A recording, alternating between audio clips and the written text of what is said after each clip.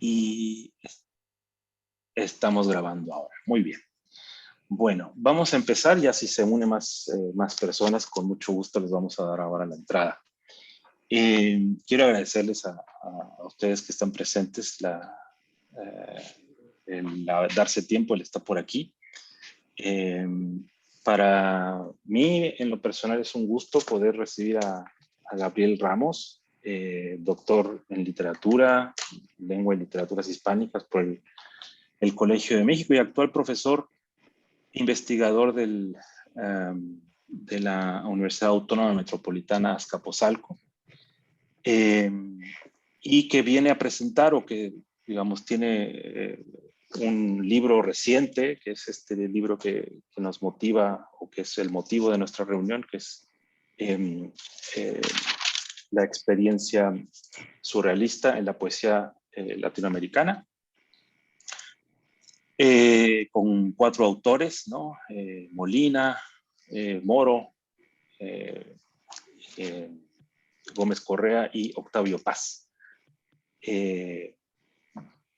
Antes de pasar a la conversación y volviendo a reiterar el agradecimiento, quiero contar un poco cuál es el motivo de estas charlas. Nosotros en el Instituto de Estudios Humanísticos de la Universidad de Talca tenemos el Centro de Documentación Patrimonial, cuyo director es Eduardo Bravo.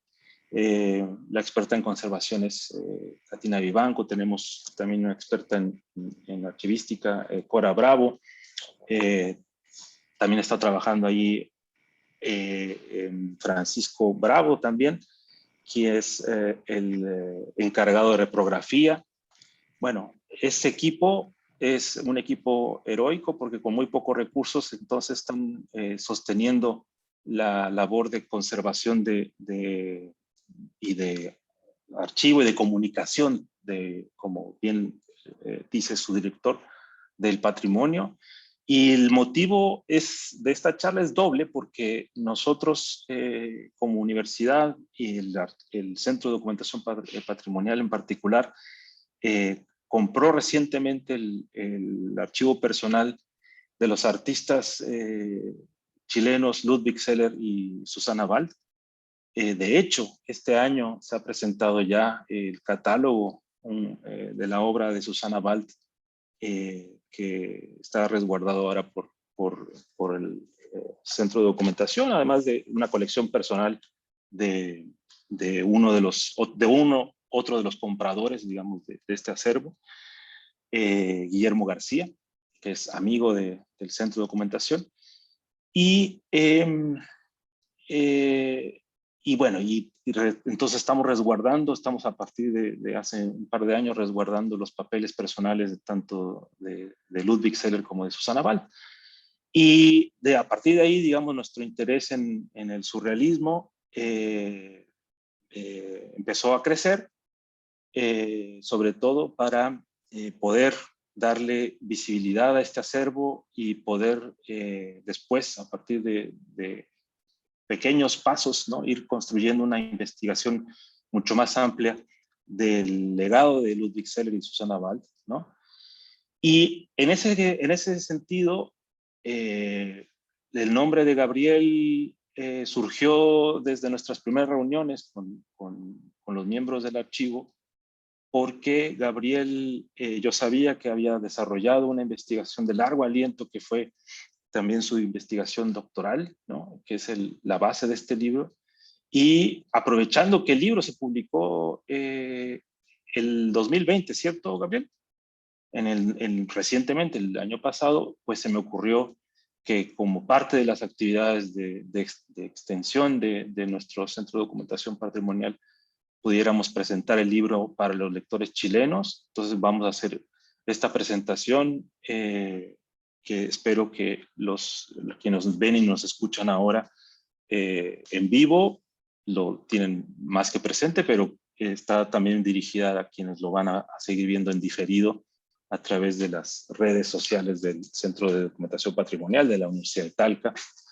Y bueno, ese es un poco como el contexto. Así que lo primero que me gustaría saber, Gabriel, como para que contaras un poco la historia de esta investigación, ¿no?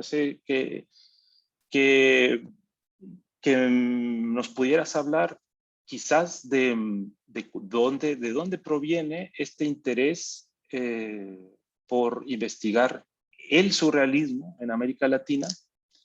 Yo lo abro, no te preocupes. Ahí está la Bárbara Godoy, déjame hacerla entrar. Sí, porque parece que apreté un botón que no era.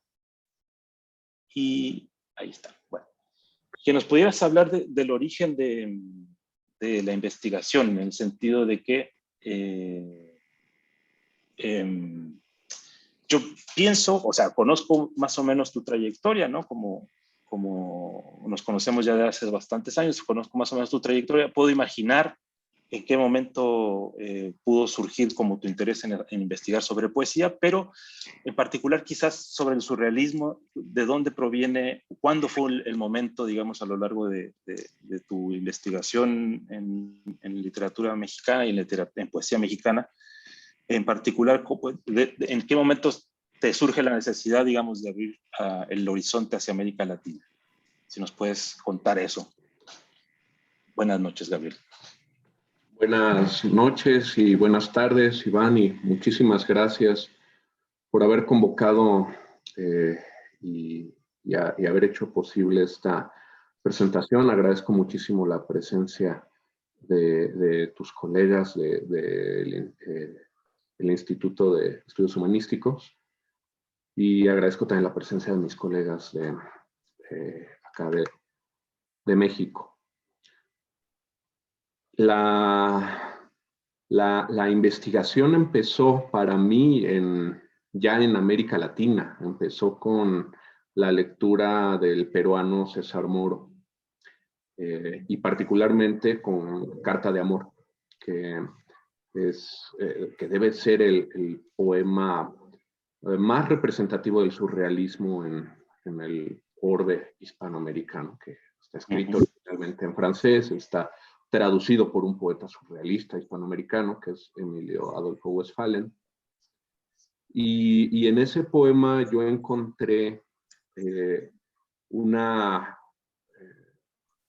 forma de aproximarme a la poesía que ya tenía muchos años de leer para entonces, de conocer y de seguir su historia o las historias paralelas en las literaturas hispanoamericanas. Pero yo creo que lo que más hizo un clic o una llamada de atención en ese poema, aparte desde luego de su belleza, fue que ofrecía una manera diferente de leer y que ofrecía conexiones muy inesperadas o en aquel momento confusas, que era una conexión con lo que luego en el libro llamo esta como galaxia surrealista, de hecho una isoglosa que trasciende los distintos países, pero en cierta medida además las distintas tradiciones de vanguardia o de la evolución más evidente de la poesía en el siglo XX en esos distintos países, tiene en sí misma, tiene momentos que parecen entintarse con el surrealismo, y esto fue lo primero que me empezó a llamar la atención, que había por allí algunos poetas, más notoriamente César Moro y Enrique Molina, de quienes se destacaba una beta surrealista, o se decía que era esta una escritura surrealista, pero que en sus propias historias literarias eran pues un momento interesante en una secuencia desde luego mucho más vasta. Lo que me empezó a llamar la atención para la confección de lo que iba a ser el estudio fue que esos momentos, esos tintes surrealistas en distintos poetas, a su vez en su carrera, no en todos ellos fue a lo largo de toda su carrera, pero en ellos, en distintos países y en distintos momentos además, ese tinte se repetía y alcanzaba a formar una si puedo emplear la imagen, una especie de galaxia, no eran momentos estelares aislados, sino que formaban un dibujo que no estaba demasiado recorrido, demasiado discutido o presentado por la crítica como una poesía surrealista hispanoamericana. Había menciones, desde luego, había alusiones desde las historias literarias, artículos académicos, etcétera, pero no había una exploración propiamente dicha de esas rutas que se planteaban entre estos focos del surrealismo en América Latina. Al final de cuentas, a lo mejor hablaré de eso un poco más adelante, pero al final de cuentas los 4 autores que concentra mi libro son momentos muy específicos de sus propias historias literarias, pero entre ellos, y tienen además entre ellos una diversidad estilística bastante acentuada, no escriben especialmente igual entre sí, no hay una receta en ellos surrealista, y sin embargo hay una experiencia surrealista en todos ellos, que es lo que al final de cuentas determinó el problema del estudio, que era entender cómo se asociaban esos poetas, cómo se asociaban sus estilos diversos y qué significación tenía para la historiografía literaria en América Latina. Muy bien, entonces esto, pues, lo que pasa es que, claro, ahí ya está la figura, digamos, de la galaxia, ¿no? Que ahora tiene que ver con esta ubicación en diferentes tiempos, en diferentes espacios, ¿verdad? En diferentes países. ¿Cómo te explicas tú justamente esta como dispersión? Porque ni siquiera, tú lo acabas de decir, ¿no? Ni siquiera podemos decir que los 4 poetas hayan sido solamente poetas surrealistas, ¿no? Esto es justamente que parece que el surrealismo ocupa una parte de sus obras solamente, de sus trayectorias vitales, de sus trayectorias artísticas, ¿no? Entonces, yo me pregunto eso, o sea, un poco como, ¿cómo observaste tú? ¿Cuál fue como las respuestas que empezaste a elaborar a este respecto? Porque de lo que se trata aquí es de historiar una vanguardia, ¿no? O sea, hacer la historia de una vanguardia y sobre todo de la realización de una vanguardia en América Latina, ¿no? Bueno, tu libro hace mención al espacio hispanoamericano, eso es verdad, porque cuando decimos América Latina también abarcamos a Brasil y esto no está incluido efectivamente en la constelación del libro. Entonces, claro, en Hispanoamérica, ¿no? Pero entonces un poco eso, ¿cuál sería, cómo llegaste, digamos, cómo respondiste a esa pregunta de historiar la vanguardia, ¿no? Justamente a partir de esta paradoja que se da como en esta dispersión, esta aparente dispersión, ¿no? La estrategia original de aproximación al estudio fue bastante empírica en ese sentido. Porque desde luego hay una especie de conflicto inicial cuando se quiere asociar a estos poetas con cualquier vanguardia, con la vanguardia europea o con la propia vanguardia latinoamericana. Entonces, partir de suponer que el surrealismo en Hispanoamérica es un movimiento de vanguardia que va a la par de la experiencia de la vanguardia en Hispanoamérica es impreciso. Y la revisión de los documentos lo evidenció bastante rápido. Lo cierto es que como movimiento estilístico, diría, como movimiento inclusive de preocupaciones estéticas, en realidad el surrealismo va de lo que puede llamarse o reconocerse como una segunda vanguardia en Hispanoamérica. No es Huidobro, no es Neruda, no son tantos otros autores que destacan en las historias literarias por haber planteado esta modificación, esta violencia sobre el lenguaje para representar la modernidad del siglo XX, las nuevas tentativas estéticas, la idea de novedad y la idea de irrupción típicas de la vanguardia, son necesariamente la primera bandera que eleva el surrealismo.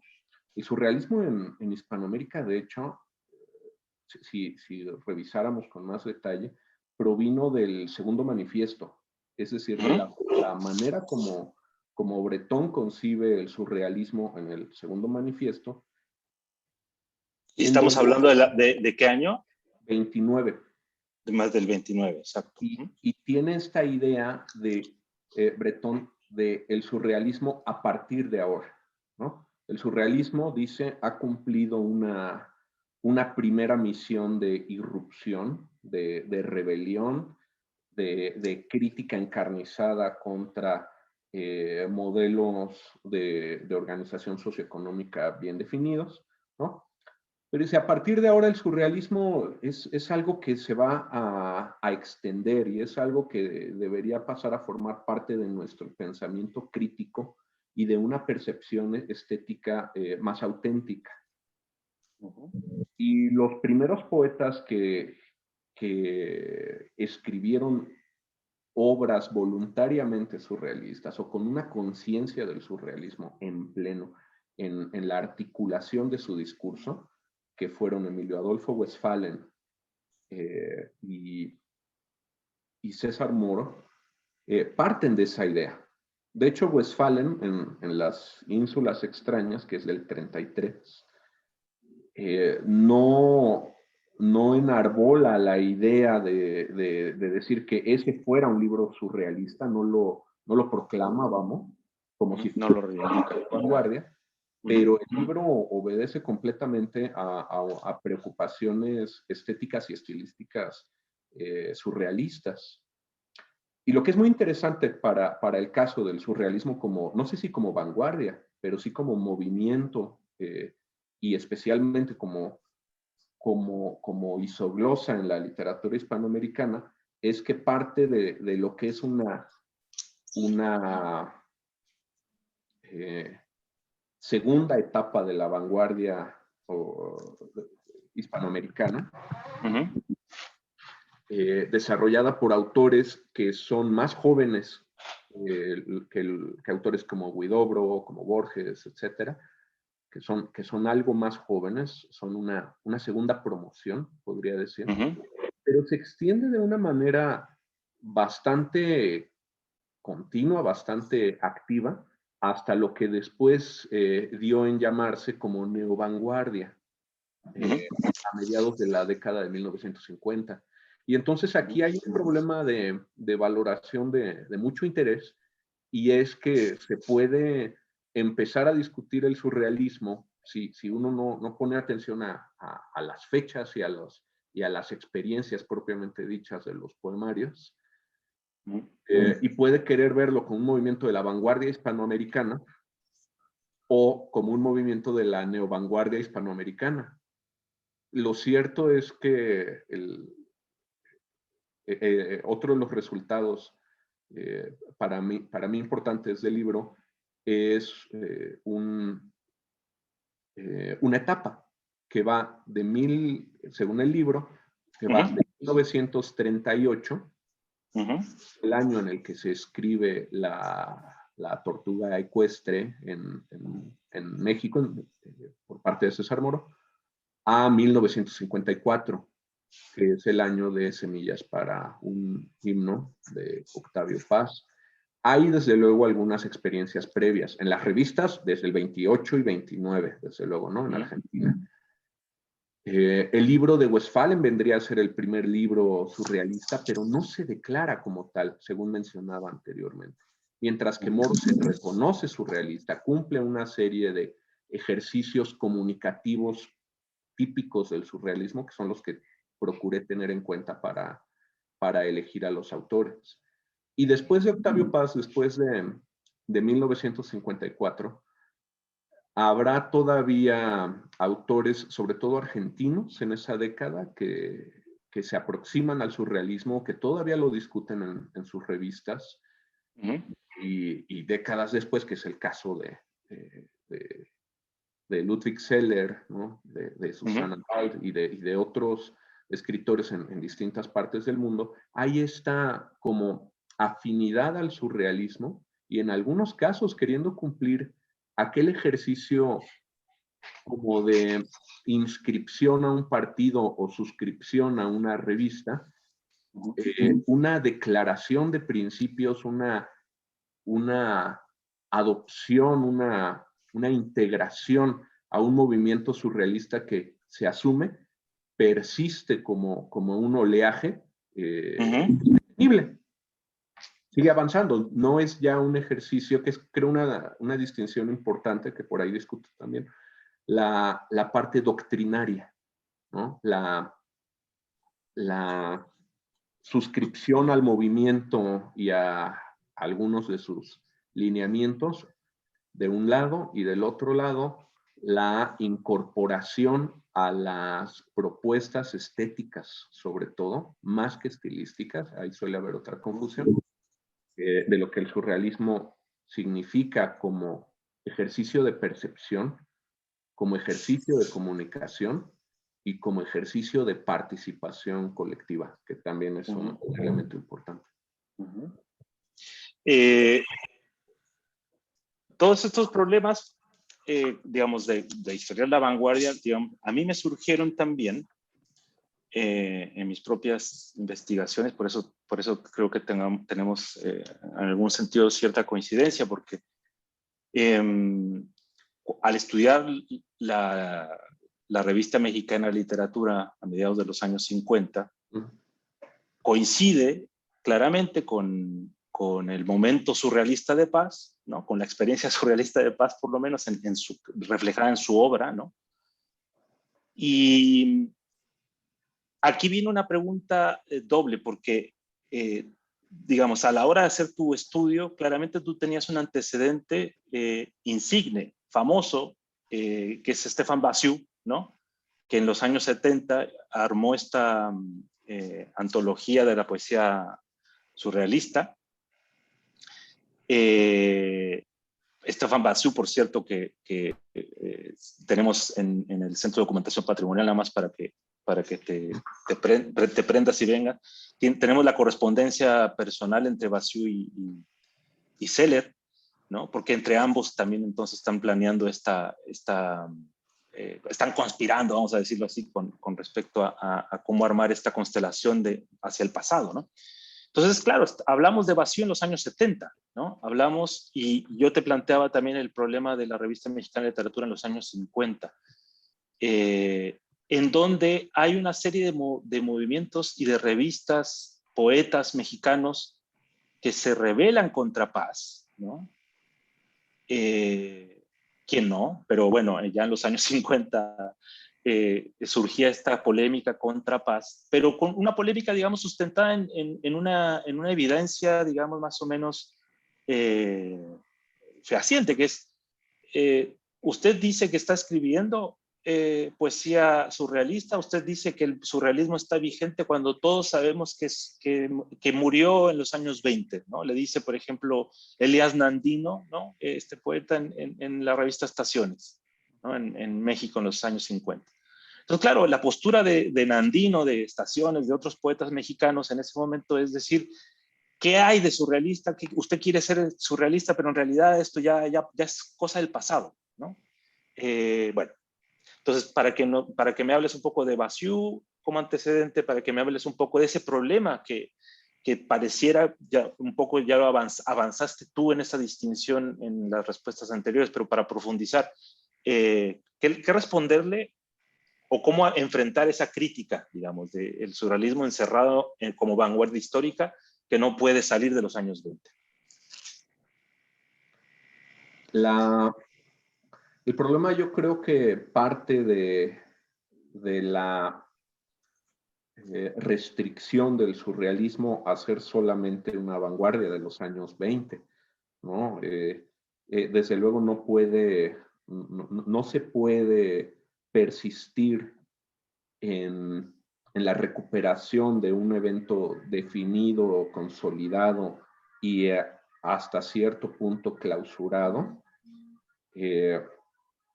sin por lo menos pecar de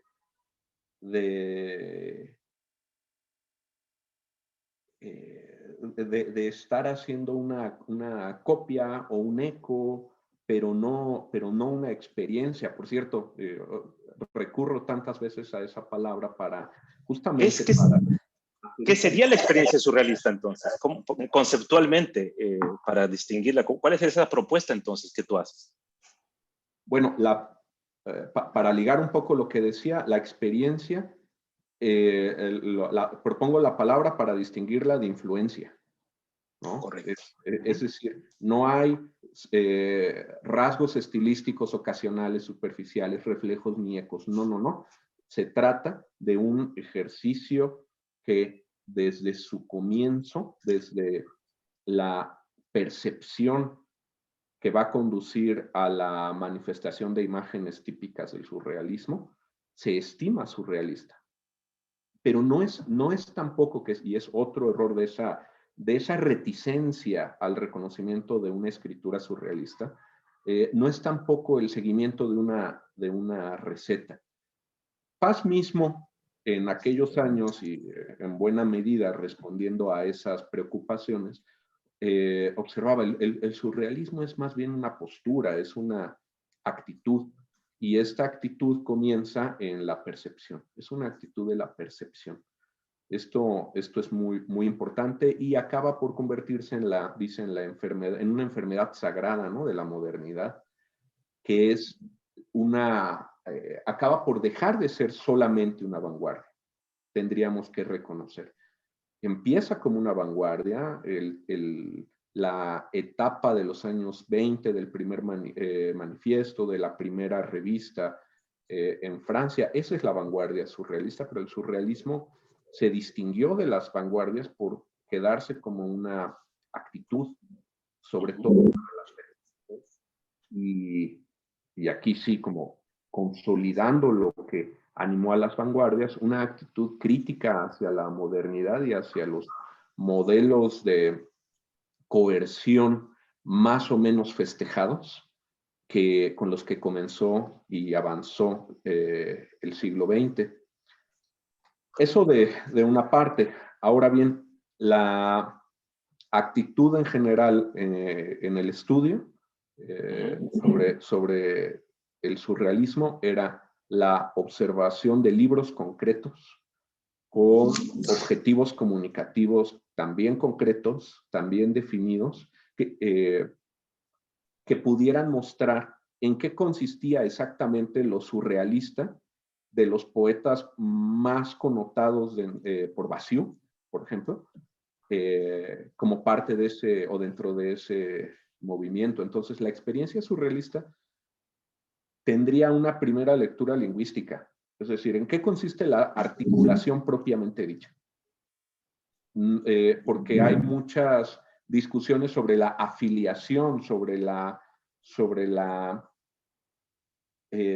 participación concreta, como la que llegó a tener César Moro en el surrealismo de la... hay que reconocer. Y que estos poetas, por cierto, cumplieron, ¿eh? Paz y Gómez Correa y Moro y Molina, todos ellos cumplieron de alguna manera esa etapa de tocar por un momento al movimiento surrealista, o mejor dicho, a la figura de André Breton. Pero la idea era reconocer el tránsito que iba de la problematización de la percepción y de la formulación de las imágenes, que es el corazón del surrealismo en tanto que manifestación artística. ¿Cuál era el tránsito que iba de esa percepción a manifestaciones poéticas concretas? Entonces, esto es lo que planteó el esqueleto del libro. Esa es la experiencia surrealista, los libros en sí mismos, las elecciones estilísticas explicadas por preocupaciones estéticas, políticas y más o menos religiosas, hasta cierto punto, como religiosa es la poesía en general. Cómo se observan en concreto en esos poetas. Y la participación en el movimiento surrealista, o en el caso especialmente de Octavio Paz, la amistad y proximidad con André Breton, las cartas que pudieron tener, por otra parte, los poetas de la Mandrágora con Breton, que estaba en Nueva York en la década de 1940. Todo eso es muy interesante, ayuda a confirmar esta asociación casi como de la primera hora, pero no es de ninguna manera un factor definitivo, ¿no? Como no lo puede ser en ningún caso me parece, para ningún movimiento estético, ¿no? El haber conocido a una persona, o el haberse asociado amicalmente con esa persona no implica un movimiento de escritura, ¿no? Basiu. Bueno, Basiu tiene el enorme mérito de haber recuperado o de haber formado un primer cúmulo de escritores y de haber empezado a identificar marcas estilísticas surrealistas típicas de la escritura poética en Latinoamérica, porque él tiene en cuenta además a Aimé Césaire, a Magloire Chertot, obviamente a la parte francesa de César Moro. Y bueno, él recupera a tantos poetas como puede a lo largo de los años 60, su libro se materializa en los 70, y hay muchos que él estima como afines, precursores, afines, ocasionales, cercanos, y los llama surrealizantes y parasurrealistas. Lo cual una taxonomía completa, ¿no? Pretende una taxonomía, y esto creo que obviamente somos injustos, han pasado 50 años de eso, pero creo que sí hay que mantener cierta cautela cuando como pioneros, y él sin duda lo fue, pero cuando como pioneros queremos empezar a asignar nombres a cosas que probablemente, como es el caso, por allí ya existían o que no participaban de una manera tan orgánica.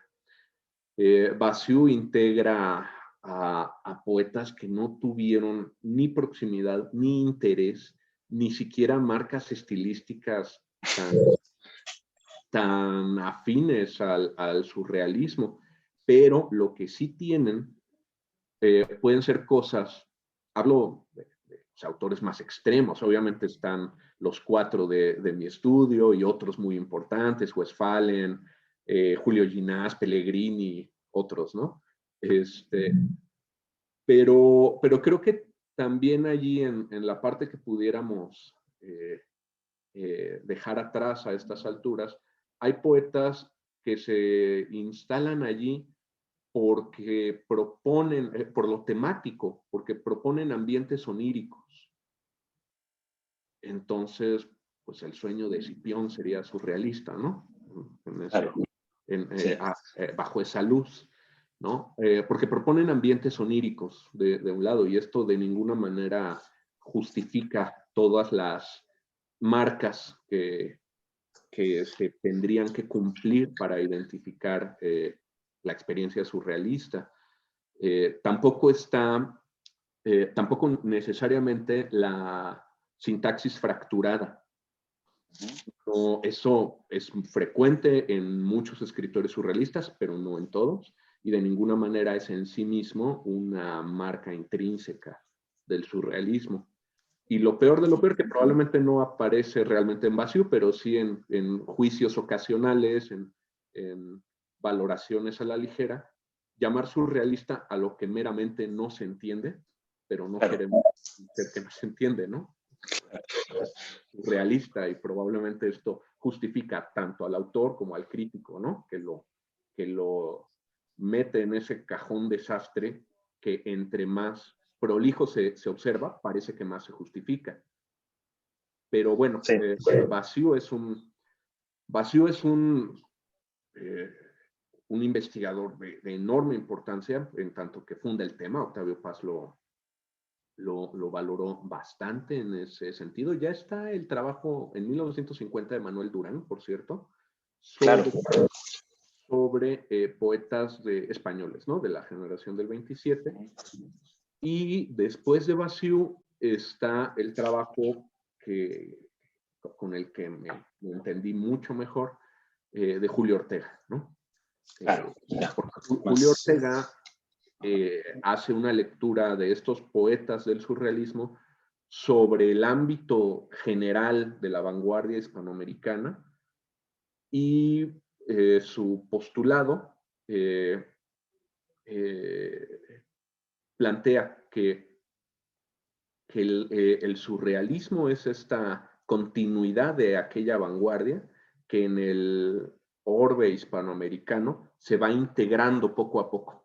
Muchas veces con fronteras muy difíciles de determinar, pero se va integrando. Y si el surrealismo en Hispanoamérica muchas veces, ya a partir del 54 o del 60, se empieza a dispersar, a difuminar bastante, esa difusión no deja de ser relevante, porque los poetas ahora sí, de la neovanguardia, todos ellos percibieron un influjo bien importante del surrealismo. Del surrealismo. Acabas de plantear algo que a mí me interesa mucho, porque también soy profesor de métodos de investigación, ¿no? Entonces siempre a mí me ha tocado reflexionar muchísimo más sobre algo que en realidad nosotros no estudiamos como tal, ¿no? Como que es cómo funciona la metodología de la investigación en literatura. Y ya tú hayas mencionado varios hitos, ¿no? Al respecto. Y uno de ellos tiene que ver quizás con este objeto, que es el objeto libro. Tú dices, mi investigación se basa en libros publicados,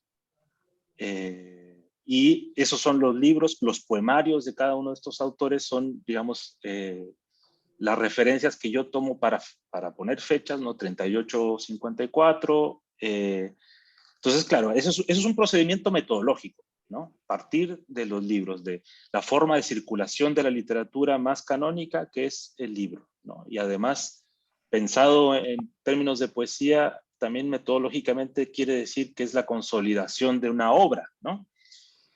Pero quisiera que me contaras cómo fue tu proceso de ir abriendo esa investigación, lógicamente, a otro tipo de documentos, ¿no? En visitas de archivos, y que probablemente esta investigación que partió así, a lo mejor pueda seguir desarrollándose, ramificándose justamente, porque claramente, por ejemplo, el surrealismo, pues ya de partida en su etapa histórica, en los años 20, pues se inició también más bien en revistas, ¿no? Entonces ya ahí hay un medio de circulación de la literatura distinto, ¿no? Las revistas surrealistas, bueno. Entonces yo quisiera más bien, una primera aproximación a eso es cómo fuiste tú en tu experiencia documentándote, ¿no? Porque claramente ahí hay un problema con las fuentes, porque las fuentes se abren, ¿no? Se van hacia la parte de los archivos personales, como es el caso de Luc Witzeler ahora, que está en Talca, pero las revistas o los impresos, los epistolarios que se van publicando, ¿no? Que se vuelven públicos cuando antes eran privados, los inéditos, etc. ¿por dónde anduviste, ¿no? Tú como investigador y después cómo, digamos, a partir también de las posibilidades de Internet, a dónde llegaste y cuál fue tu camino? Bueno, la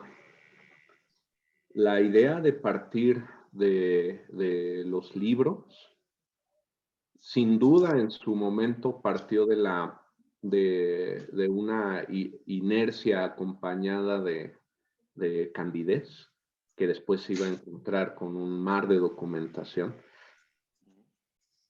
Reconocido eso, sí, creo que lo más importante de haber partido de libros era no tanto del libro como un objeto de transmisión y comunicación, ¿no?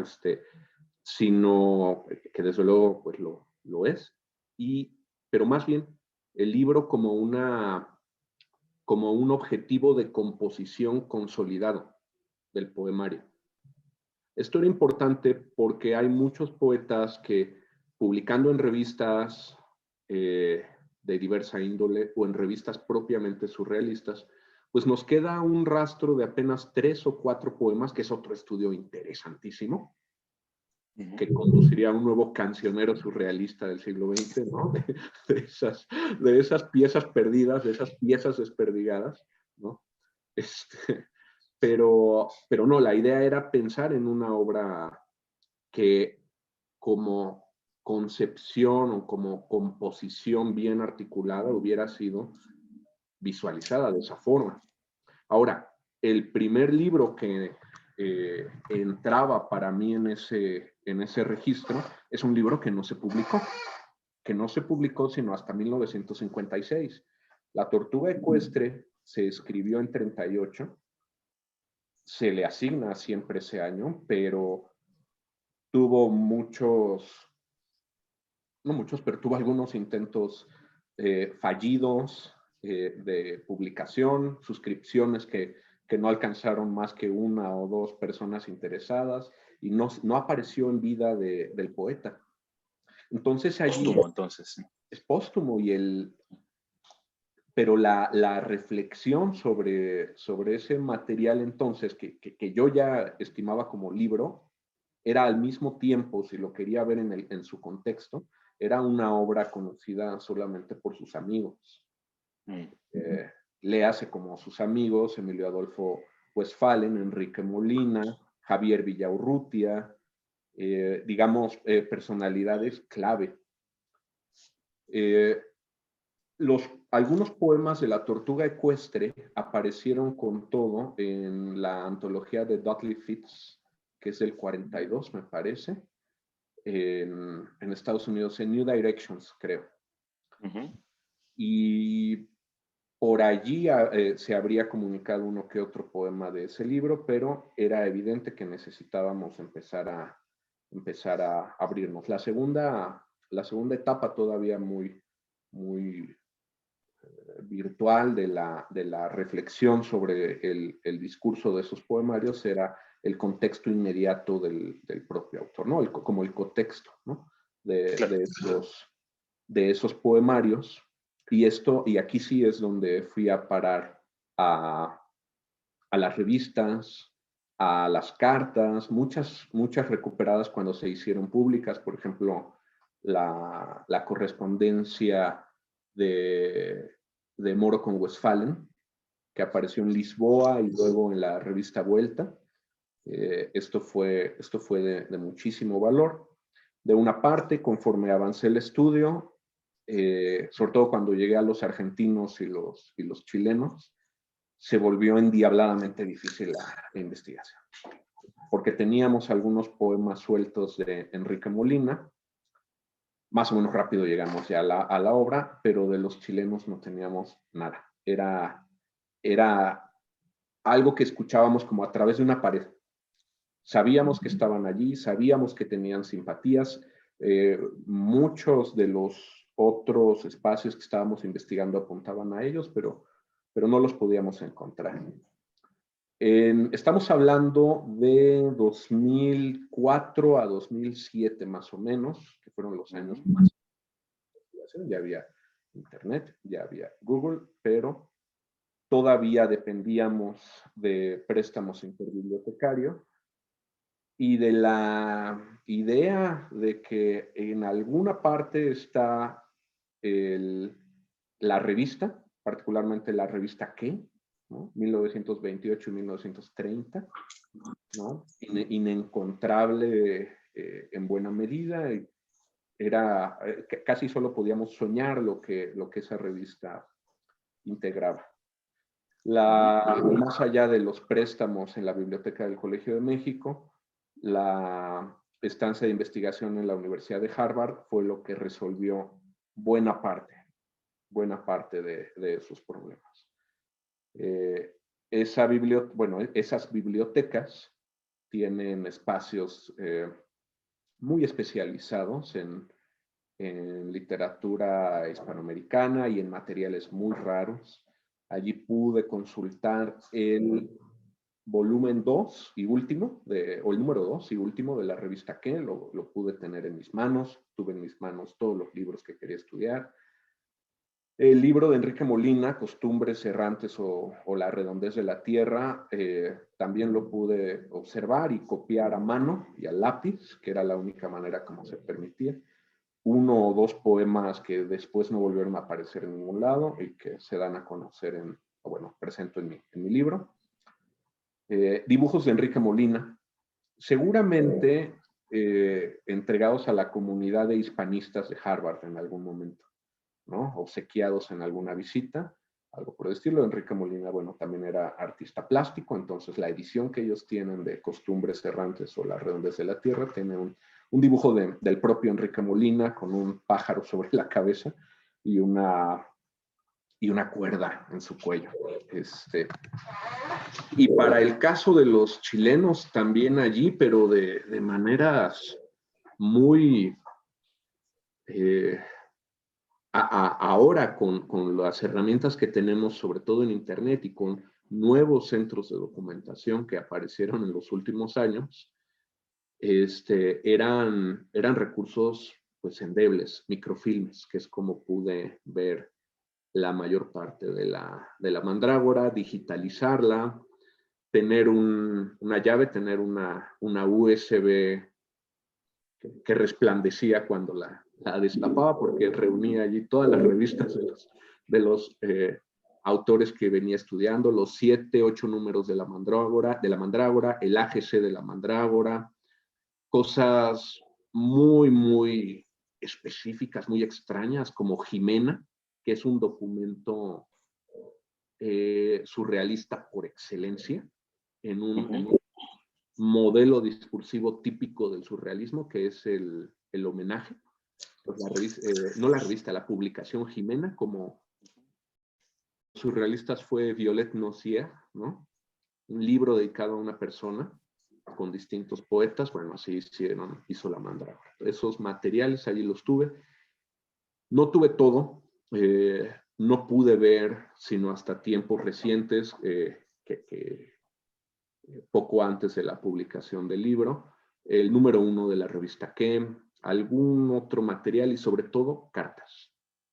Cartas. Más recientemente, ya por aquellos años, no era tan fácil o no lo fue por la premura, desde luego, pero ya en el Instituto Getty se había recuperado buena parte de los papeles de César Moro. De César Moro, de Emilio Adolfo Westphalen, etc. Yo tuve noticia de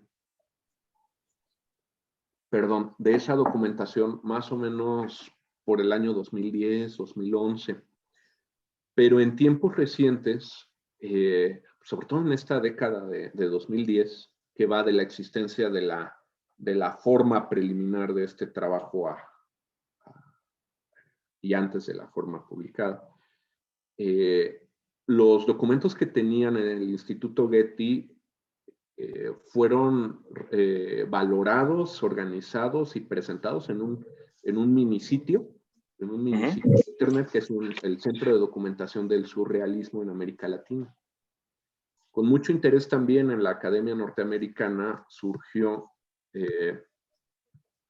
más o menos recientemente, la International Society for the Study of Surrealism, que se ocupa del surrealismo en francés, en español, en otras lenguas, de las artes plásticas, etc.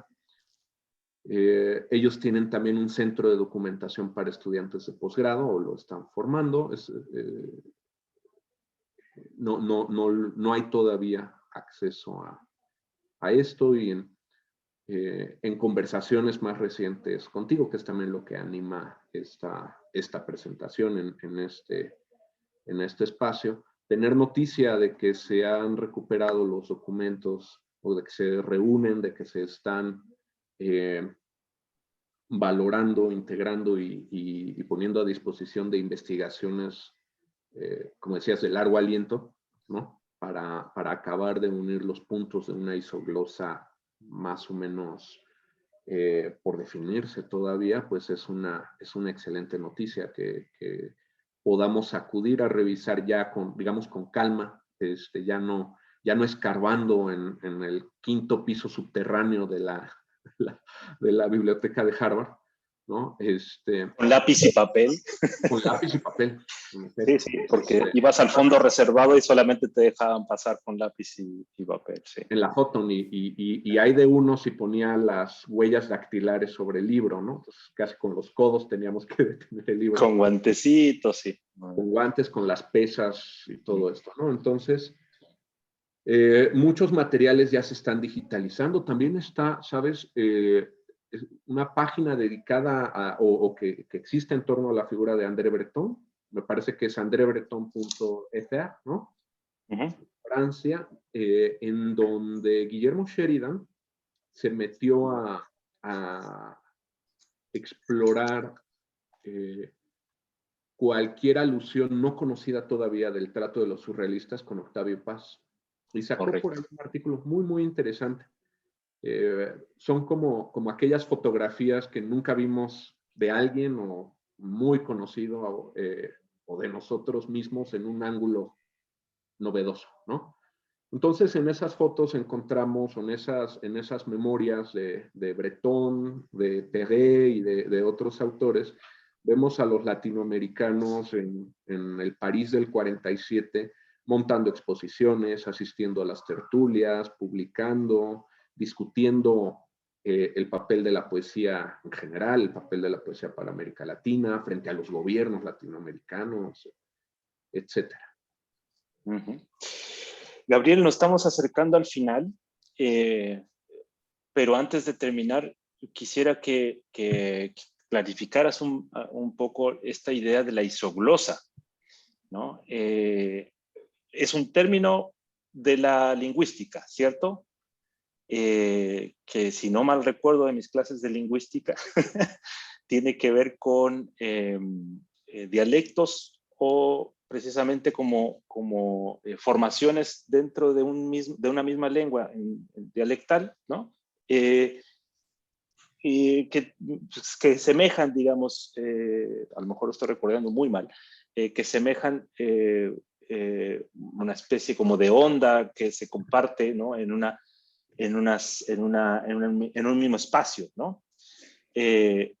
Cuando tú hablas de una isoglosa surrealista, que es, digamos, una especie como, este es otro de los aportes que hace tu libro y tu estudio, un poco un aporte teórico, ¿no? Es decir, bueno, hablemos de una isoglosa surrealista para yo entiendo que hay una lengua, o habría una lengua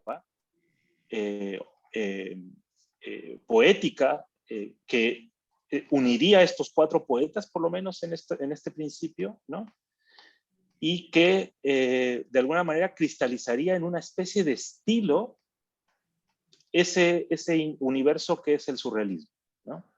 Entonces, eso me interesa mucho porque también es otro principio metodológico, ¿no?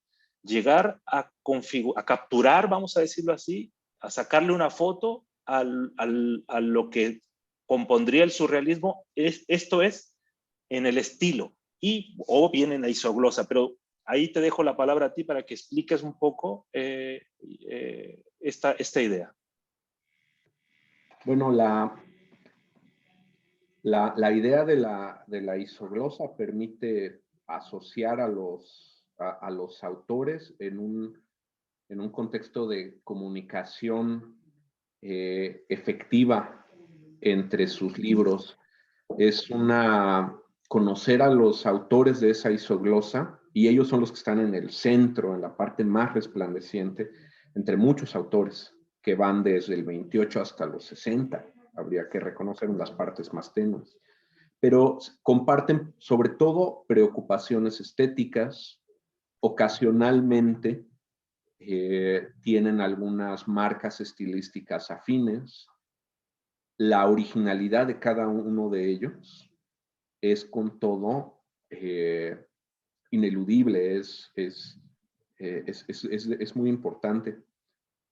En el momento en el que escribía el libro, la mayor parte de él al menos, la palabra isoglosa no fue la que se me vino a la mente del universo lingüístico, sino esa palabra griega que es la koiné. Y me parece que esto ayuda a resolver el problema de las diferencias estilísticas. Hay aproximaciones, pero no se están confirmando estilos, se está confirmando comunicación, que es la facultad cognitiva del lenguaje, ¿no? O sea, puede haber, tiene todo que ver con lo que decías del dialecto, ¿no? Puede haber variantes dialectales muy grandes, puede haber preocupaciones temáticas, estilísticas, léxicas, etcétera, sumamente diversas, pero hay la posibilidad de hacerse entender entre ellos, que es la cualidad coinética de ese lenguaje. Entonces, sí, hay una isoglosa que se puede observar, cuyo centro se observa en estos autores, pero que evidencia una posibilidad de articulación, diría yo. Es decir, algo que está a medio camino entre el ámbito estético y el ámbito estilístico. Porque lo estilístico conduce en todos los casos a callejones encerrados, a las definiciones de esos autores en sí mismos, pero nada más. Y el surrealismo es tan peculiar para cada autor, tan subjetivo en cada uno de ellos. El surrealismo, tenemos que recordar en este momento, toda la poesía lo quiere hacer, a decir verdad, pero el surrealismo quiere reinventar el lenguaje. Lo reinventa con una frase mágica. La frase mágica es el poema. Entonces, esa frase mágica es un evento de creación, es un evento de revelación supremo. Es el punto supremo del que habla André Breton. Por lo tanto, es comprensible que no sean tan parecidos entre sí. Son parecidos en su raíz, son parecidos en aquello a lo que aspiran encontrar, en aquello que aspiran revelar para los demás, para sí mismos y para los demás. Y en eso radica esta especie, insisto, como de coiné entre ellos. Hay un aire, hay una resonancia en todos ellos que es la que les da afinidad, y desde mi punto de vista, ese sería el punto de partida para explorar otras obras. Otros poetas fáciles, los mexicanos, como Aldo Pellegrini, como Emilio Adolfo Westphalen, como Jorge Cáceres, y otros menos fáciles, ¿no? Como Olga Orozco, que todavía es muy próxima, ¿no? O los venezolanos, Juan Calzadilla, Alejandra Pizarnik, y luego todavía más el mismo Ludwig Seller, etcétera. Montes de Oca. Montes de Oca, bueno, en los 50, junto a Paz. Sí. Es muy curioso, es generación diferente, pero caen en años muy próximos. La ruina de la infame Babilonia, ¿no? de sí. Montes de Oca, y Semillas para un himno, son dos libros con influencia del surrealismo muy cercanos en tiempo, aunque los autores no forman parte de una misma generación, y de ninguna manera forman parte de la vanguardia latinoamericana como se estudia a finales de los años 20, a principios de los años 30. Entonces, esto es lo que nos puede ayudar a identificar diría yo, un modelo de composición surrealista que tiene que ver sobre todo con la percepción, con la manera de entender la imagen y también con una idea muy definida que tiene el surrealismo, una idea muy definida de incidir en la realidad inmediata, de incidir en el presente, de modificar la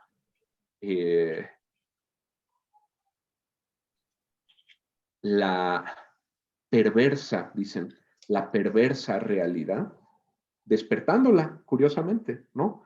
Haciendo más genuina la experiencia del ser humano en una relación que se estima desfasada, como de pesadilla, con los órdenes coercitivos, llámense gobiernos concretos o sistema en principio, sistema capitalista y burgués, pero últimamente, y aquí radicaría uno de las utilidades más favorables, más importantes para la literatura hispanoamericana, pero también para cualquier literatura que se renueva en el surrealismo, la idea de que el surrealismo últimamente no es un ejercicio curioso de composición poética, es un ejercicio de liberación del ser humano por medio de una crítica encarnizada desde el secreto, dice Antonin Artaud, el surrealismo, el secreto del surrealismo es criticar las cosas en su secreto. Entonces, la utilidad general del discurso surrealista en cualquier país es prevenir la ocupación de la mente por parte de cualquier fuerza de coerción y a partir de eso, o hacer de eso, un acto de liberación o de libertad por excelencia. Entonces, esto critica todo tipo de ejercicio o coerción malsano para la colectividad, no solamente para el poeta que lo ha compuesto, sino malsano para la colectividad en general donde se está compartiendo ese material. Excelente, Gabriel. Vamos a cerrar con esta idea del surrealismo también como medio de liberación del ser humano. La poesía, en ese sentido, las poesías surrealistas es a lo que aspira. Se nos quedan por fuera muchas cosas, ¿no? En principio, por ejemplo, ahí nos tocaría hablar enseguida, por ejemplo, de la relación que hay en la vanguardia entre obra y vida y la idea de abolir la frontera entre obra y vida, ¿no? Pero creo que este es una buena primera aproximación que espero fructifique en más encuentros, ¿no? Porque, como bien decías en la respuesta previa, al igual que el Getty, que está poniendo a disposición online, digamos, diferentes documentos en este centro de documentación del surrealismo, a lo que aspiramos aquí en Talca es un poco a que el Centro de Documentación Patrimonial tenga lo más pronto posible, estamos tratando de conseguir financiamiento para aquello y todo, el acervo de Ludwig Seller y de Susana Wald, ¿no? Sus papeles personales que son de reciente adquisición, pero esto solamente lo que tiene que ver con el surrealismo. Y en ese sentido, digamos, ponerlo a disposición de nuevas investigaciones, así que estoy seguro que vamos a coincidir en otro momento para hablar de aquello. Se nos quedó también por fuera alguna reflexión quizás una cala más profunda en la poesía de Gómez Correa, ¿no? Y de la mandrágora y algún aterrizaje en Talca, pero primero tú tienes que aterrizar en Talca para que eso ocurra. Y simplemente quiero cerrar con esto la idea de lo último que decías del surrealismo como una crítica encarnizada, ¿no? Yo no sé si tú sepas, los colegas chilenos que están presentes lo van a adivinar al tiro, como se dice en Chile. En 2019 hubo una inició una revuelta social que en Chile, ¿no? En octubre de 2019, que está ahora todavía en proceso, y hay algo que tiene que ver con aquello, con estas últimas palabras que decías, porque el eslogan que emergió, bueno, entre muchos, pero el que emergió como espontáneamente fue Chile despertó, ¿no? Y se entiende aquí justamente todo lo que aquello implica, ¿no? Esta idea como de despertar del ser humano hacia una ambición de libertad, ¿no? Y a conectar precisamente la vida nuevamente con aquello que siempre estuvo ahí, pero estuvo dormido, ¿no? Y que pareciera que las estructuras sociales, el capitalismo en particular, la política neoliberal implantada a rajatabla en Chile desde la dictadura, justamente obstruía aquello, ¿no? Entonces ahora Chile despertó es uno de los eslogan o de las consignas que se gritan y aparecen en las paredes. Entonces estamos en ese sentido viviendo como que no, una nueva era surrealista, me parece, que seguramente nos dará en otra ocasión para hablar justamente de esa otra vertiente que es la conexión entre poesía y política. Gabriel, quiero agradecerte y dejarte la última palabra para que nos puedas decir y que le puedas decir a toda la gente que está viendo esta reunión, esta charla, tu libro, La experiencia surrealista en la poesía hispanoamericana, una marea verbal resplandeciente, fíjense que hermoso nombre, Moro Gómez Correa Molina y Paz, fue publicado en el año 2020, hace no tanto, por la Universidad Autónoma Metropolitana. Y si tienes ahora verbalmente el lugar donde se puede conseguir tu libro, o si no, lo ponemos al calce también en el video de YouTube que va a formar esta charla. ¿Pero lo tienes por ahí, el sitio? Sí. El libro se encuentra disponible de manera internacional, es la idea. Uh-huh. En el sitio editorial de la Universidad Autónoma Metropolitana, que es casadelibrosaBiertos.uam.mx. Perfecto. Entonces preguntaba a mi editor si era posible, y técnicamente es posible. Puede solicitarse, adquirirse el libro con una tarjeta de crédito y pues recibirlo si existiera el interés, esa oportunidad. Es viable. En algún momento se ha hablado de